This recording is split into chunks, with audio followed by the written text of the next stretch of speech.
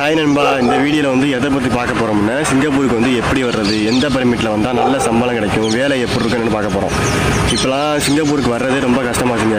ஊர்லேயும் டெஸ்ட் அடிக்க முடியல, சிங்கப்பூருக்கு வந்தும் டெஸ்ட் அடிக்க முடியல. சிங்கப்பூருக்கு வந்து டெஸ்ட் அடிக்கலாம்னு சொல்லுவாங்க, ஆனால் ஒரு கம்பெனியில் லெட்ரு கொடுக்க மாட்டாங்க. ஒரு கம்பெனியில் அதுவும் ஒரு வருஷம் நீங்கள் முடிச்சக்கப்புறம் தான் லெட்ரு கொடுப்பாங்க. சில கம்பெனிலாம் லெட்டரே கொடுக்க மாட்டாங்க. அதனால் முடிஞ்ச வரை நீங்கள் பார்த்துட்டு பொறுமையாக வாங்க. அவசரப்பட்டு சிங்கப்பூர் கூப்பிட்றாங்க அப்படின்னு வேறு பர்மிட்டில் வந்துடாதீங்க. வேறு பர்மிட்லாம் சம்பளம் வந்து ரொம்ப கம்மி. நான் வந்து ஷிப்யார்டு பர்மிட்டில் வேலை ஆகிறேன். ஷிப்யார்டு பர்மிட்டில் வேலை ரொம்ப கஷ்டங்க. கஷ்டமான வேலை பார்த்து சம்பளம் ரொம்ப கம்மி. என்ன பண்ணுறது, வந்துட்டான் அப்படின்னு நிறையா பேர் வேலை பார்த்துருக்கோம். அதனால் முடிஞ்ச வரையும் நல்ல பர்மிட்டில் வாங்க. அடுத்தவன் சொல்கிறேன் அதுன்னு கேட்டு அவசரப்பட்டு வந்துடாதீங்க.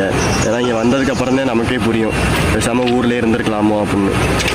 அதனால் முடிஞ்ச வரையும் பார்த்துட்டு பொறுமையாக டெஸ்ட் அடிக்க பாருங்கள். லேட் ஆனாலும் பரவாயில்ல, டெஸ்ட் எப்படியாச்சும் அடிச்சு